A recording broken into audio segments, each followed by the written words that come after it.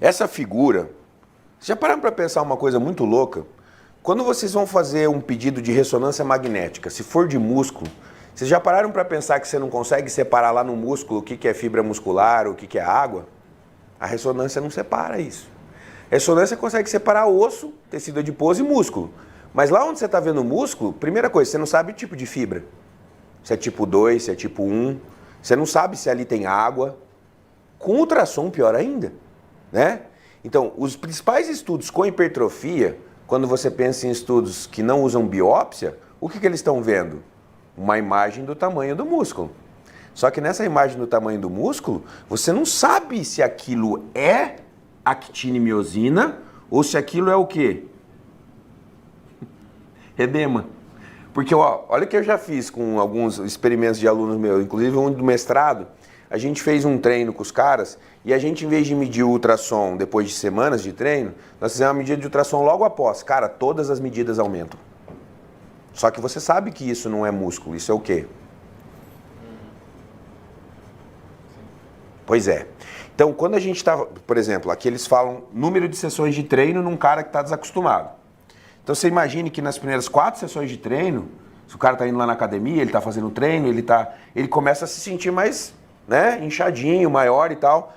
E se você fizer o ultrassom ou a ressonância lá, você como médico pedir lá na clínica, se tiver nessas primeiras sessões, provavelmente esse aumento de volume muscular aqui está mais relacionado ao edema, e você não consegue separar isso, do que literalmente músculo. Quanto? A gente ainda não sabe. O que eu posso dizer é que no começo o inchaço está prevalecendo sobre o ganho de músculo. Agora, por que está acontecendo esse inchaço? Esse inchaço está acontecendo por causa do dano. E quando o dano começa a ceder, olha só, quando o dano começa a ceder, o inchaço começa a ceder. E quando o inchaço começa a ceder, o que começa a acontecer? Aí que veio mais músculo. Porque antigamente, quando a gente ia dar aula sobre isso, a gente dizia que o ganho de força era muito mais relacionado ao ganho neural, até os 3 primeiros meses, e que a hipertrofia não contribuía tanto. Contribuía, mas não contribuía tanto. Então a gente costumava falar que o cara ia perceber hipertrofia com 8 para 12 semanas. Só que aí começaram a aparecer estudos mostrando hipertrofia com 4 semanas já. E eu realmente acredito que acontece. Só que parte daquela hipertrofia que a gente está vendo com 4 semanas não é músculo, é inchaço. E a gente está começando a entender melhor isso agora. E aí eles vêm com a figura que para mim é a mais didática possível, que é essa daqui, ó. Eu vou tentar explicar para vocês. Então, na vertical de vocês é a síntese proteica miofibrilar, tá? Esse myo é myofibrilar e o PS é protein synthesis, tá? Então, síntese proteica miofibrilar. Por incrível que pareça, quando a gente faz biópsia, a gente consegue separar o que é síntese proteica de miofibrila e o que é síntese proteica geral. Tem como, pelas técnicas adequadas, fazer a separação disso, tá? Então imagine, ó, o cara fez a primeira semana de treino. A síntese proteica tá bombando, não tá? Mas olha que coisa estranha. Quase tudo da síntese proteica está sendo usado para quê? Reparo. E eu adicionei quanto de músculo? Percebam que fisiologicamente é natural que a síntese proteica vá caindo ao longo das semanas. Só que se eu olhar para a semana 4, olha que interessante. Quase toda a síntese proteica agora está sendo de fato para e pouco para o reparo em amarelo. Isso é uma bomba na cabeça da gente, né? Porque a gente vem de uma teoria que o quê? Que eu tinha que danificar o músculo, inflamar, bonitinho, tal, para o músculo crescer. E aí eu vou ter que falar o contrário para vocês. E isso eu realmente acredito. Em pessoas que estão começando a fazer musculação, quanto mais dano muscular você fizer, pior. Pior. Não melhor, pior. Porque muito dano vai fazer com que quase toda a síntese proteica seja utilizada não para acrescentar músculo, e sim para reparo. Mas é exatamente isso que acontece na lesão. Só que a extensão da lesão é muito maior. Então, quando o cara sofre uma lesão, se fosse assim, quando você sofre uma lesão, você ganhava músculo, então. Concordam?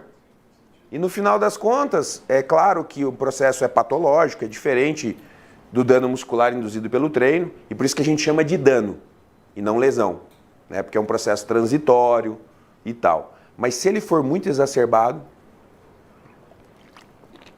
por isso hoje, assim como vocês têm recomendações de prescrição de dose farmacológica, no treinamento físico hoje a gente tem sociedades internacionais que falam pra gente, ó, iniciante, é isso aqui que você vai fazer. Lembra que vocês me perguntaram na primeira aula, o que eu acho de dividir o treino do iniciante, se ele for todo dia na academia, e o que eu falei pra vocês? Não faça isso. Por causa disso. Vocês não vão acreditar, ele não se lesiona, o desgraçado não se lesiona.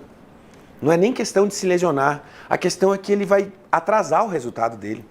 Porque daí, vocês já perceberam quantas pessoas já foram numa academia e no outro dia chegaram até para vocês e falaram, eu tô tão dolorido, doutor, me dá um anti-inflamatório aí que eu não tô aguentando de dor do treino que eu fiz. Isso é péssimo. Você já não tomou. É. Provavelmente já tomou, né? Se você pegar aqueles estudos que falam de uso de fármacos não prescritos por médicos, dor de cabeça e anti-inflamatório estão entre os primeiros. Relaxante muscular, eu peguei um artigo sobre isso, são os três principais, dor de cabeça, relaxante muscular e anti-inflamatório, que são usados sem prescrição médica, né? Então, cara, a gente, assim, agora, como é que fica tudo isso aqui no cara que é treinado? Que já tem uma linha Z fortalecida, já tem proteínas de ancoramento aqui que não fazem com que ele tenha tanto dano muscular. O que eu acredito é que, isso a gente já sabe, né? Quando você repete o treino por muitos meses, muitos anos, você realmente tem um fenômeno no treinamento chamado efeito da sessão repetida. Que é aquela história, mesmo você começando a treinar, você começa a fazer o mesmo treino muitas vezes, você já não fica tão dolorido quando você faz aquele treino. Então, essa proteção o cara treinado vai ter. E o que isso significa? Que o cara treinado pode fazer mais. Ele pode fazer mais e não vai ter tanto dano muscular. Agora, o complicado é, essa dose a gente não conhece tão bem. E eu também, por imaginar que o cara treinado sustenta mais, eu não acho que um pouco de dano muscular vai atrapalhar ele. Agora, o quanto exatamente, isso é uma coisa para a gente descobrir ao longo dos anos. A gente está muito longe de saber sobre isso ainda. Por exemplo, hoje nos meus atletas, nenhum atleta meu, nem Ângela Borges, nenhum treina todas as séries até a falha. Não faço isso com nenhum atleta. Todos os meus atletas têm dentro do seu treino parte das séries próximo à falha, mas não até a falha, e algumas séries até a falha, até pensando nisso aqui mesmo. Uma outra estratégia que eu uso muito. Quando eu mudo muito a estrutura dos exercícios, eu não afundo muito nas séries. Eu não apelo muito nas séries. Eu não coloco método de intensificação. Porque só de eu trocar o exercício, trocar a mecânica de execução, eu já vou causar muito dano. E isso acontecia muito com a Ângela. Quando eu trocava o treino dela, eu falava assim, segura a onda nas séries. Mas por quê? Por quê? Eu falei, só da gente trocar o exercício, você já vai ficar muito dolorida. Vou dar um exemplo. Muitas vezes ela começava o treino pelo agachamento. Aí naquela nova estrutura de treino, eu colocava ela para começar o treino pelo afundo, com 2 steps. E aí só de eu colocar um step na frente e um step atrás, ele já ganhava ADM, ela ganhava ADM. E ganhando a amplitude de movimento, você estira mais o músculo e tendência a causar mais dano muscular. E era dito e feito. Mesmo ela segurando as séries, como ela tinha mudado muita rotina de exercícios, ela ficava muito dolorida. Então, o cara que dá treino, ele tem que ter uma visão muito holística. Ele tem que entender o todo. Ele não pode ser cartesiano, ele tem que olhar e pensar, peraí, mas eu já troquei o exercício, então eu não preciso apelar em outras variáveis, eu deixo as outras variáveis mais para frente. E essa é uma coisa que eu costumeiramente faço hoje, até mesmo para o próprio atleta não chegar para mim e falar, ó, eu não estou conseguindo andar. E pode acontecer se ele não tomar cuidado, mesmo ele sendo atleta. Eu posso ter estudado tudo isso aqui que eu estou falando para vocês. Ainda assim, hoje em dia, quando eu treino e não sinto uma dorzinha, eu fico meio assim. Porque é uma coisa natural nossa. Eu não quero que vocês tenham medo dessa dorzinha. Essa dorzinha que a gente palpa, mas consegue fazer o movimento, não está atrapalhando a gente para fazer o exercício, eu não acho que essa dorzinha vai te trazer algum problema. Mas quando esse sinal exacerba muito, eu acho que nós temos um problema. Tá? Então o dano muscular, ele pode vir desde as estruturas nervosas que estão na derme, tá? Para vocês entenderem, fáscia e membrana muscular e miofibrilas. Tudo isso aqui pode sofrer dano muscular. E quando isso aqui sofre dano muscular, nós temos uma sinalização tardia, que é chamada dor muscular de início tardio. Eu preciso que vocês entendam e não confundam de maneira nenhuma o dano muscular com a dor muscular de início tardio. Por quê? Porque esses fenômenos acontecem em tempos diferentes. Essa estrutura aqui, quando ela sofre o dano, se não for algo que o cara acabou com a pessoa no treino, teoricamente isso aqui é para se recuperar em 12, 14 horas no máximo. Porque, até assim, ó, pensa meio na lógica. Se você fizer um treino e romper a estrutura da membrana, que é muito comum, né? Já imaginou isso aqui ficar 3 dias aberto? Não faz sentido fisiologicamente. Só que o que acontece?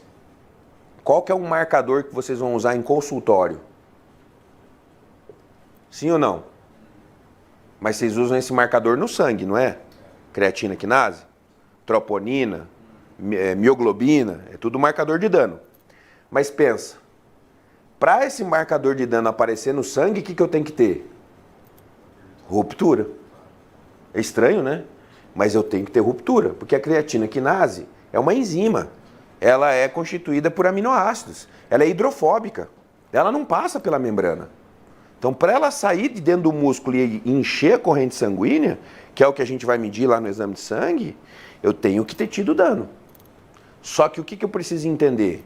Os horários que isso acontece são distintos. Eu tive o dano, a creatina quinase extravasa, só que a creatina quinase ela pode subir entre 24 e até 72 horas depois do treino. Então o que eu estou querendo dizer para vocês? Qual que é o marcador de sangue médio que vocês têm lá da creatina quinase, que fala que é normal? 100 e pouco, não é? Certo? Que aparece lá no... Mas se vocês pegarem um cara que treinou, por exemplo, quarta-feira e quinta ele foi em jejum de manhã fazer o exame de sangue, pode ser que apareça uma creatina quinase de 500, quiçá 1000. Tá? Isso não é impossível. E aí que está o médico do esporte, ele não pode assustar com isso aqui. Ele não pode achar que qualquer paciente vai morrer por causa disso aqui, não. Na verdade, em pessoas treinadas, isso aqui é extremamente comum.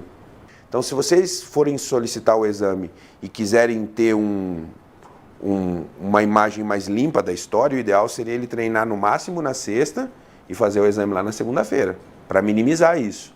Porque você pega a cara que treina todo dia, é difícil você falar que ele vai ficar sem treinar para fazer os exames, né?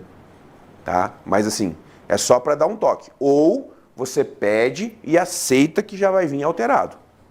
Então hoje, se vocês forem explicar, se vocês no futuro forem dar uma aula, forem conversar com os colegas da própria profissão, alerte que essa questão do dano muscular já não é como era antes.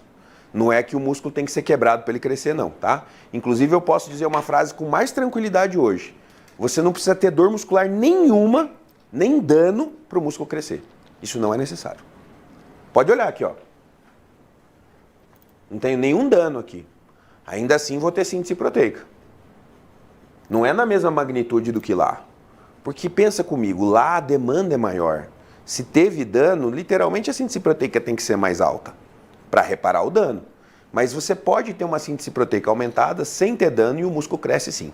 Tá? Então a gente consegue, pelo menos um pouco, se desapegar. Ah, eu tenho que ter dor, eu tenho que sentir uma dorzinha. Não necessariamente. Tá?